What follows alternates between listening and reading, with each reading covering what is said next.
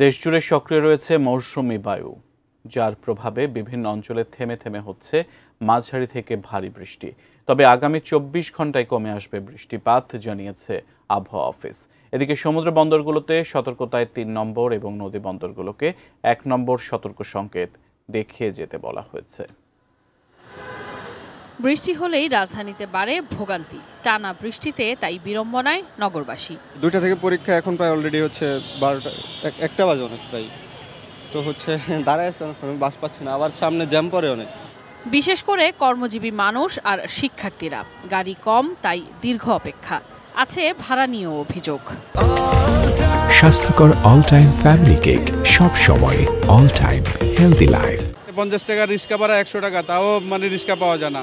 আর গাড়িতে তো উঠাই যায় না। অফিস টাইম, বাচ্চাদের স্কুল, সব মিলে আপনার খুব মানুষের ভোগান্তি। এখন গেলে হয়তো আধা ঘন্টার রাস্তা 1.5 ঘন্টায় যেতে হবে।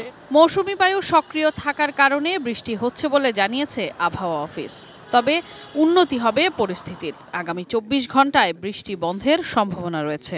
পশ্চিমবঙ্গ এবং তৎসংলগ্ন এলাকায় একটি লঘুচাপ বিরাজ অবস্থান করছে এবং আমাদের বাংলাদেশের উপরে মৌসুমি বায়ু সক্রিয় অবস্থায় আছে। এটা আগামী 24 ঘন্টায় হয়তোবা ক্রমান্বয়ে ধীরে ধীরে কমে আসার সম্ভাবনা আছে। গোটা মাসেই হয়তোবা কম বেশি বৃষ্টিপাত হবে, তবে সেটা হচ্ছে যে কখনো একটু বাড়বে, কখনো হয়তোবা কমে যাবে, তবে একেবারেই বৃষ্টিপাত সিজ হওয়ার সম্ভাবনা নেই। সর্বোচ্চ বৃষ্টিপাত রেকর্ড করা হয়েছে ফেনীতে 399 মিলিমিটার, ঢাকায় 77 মিলিমিটার।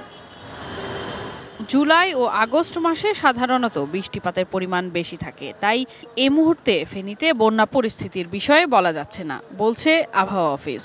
বৃষ্টির পরিমাণটা বেশি হওয়ার ফলে যে ফেনী এবং নোয়াখালীতে বর্তমানে যে বন্যা পরিস্থিতিটা তৈরি হয়েছে, তো দেখা যাবে যে সময়ের সাথে সাথে যখন বৃষ্টিপাতের পরিমাণটা কমে আসবে, তখন এই অবস্থাটার উন্নতি হবে বলে আমরা আশা করতেছি।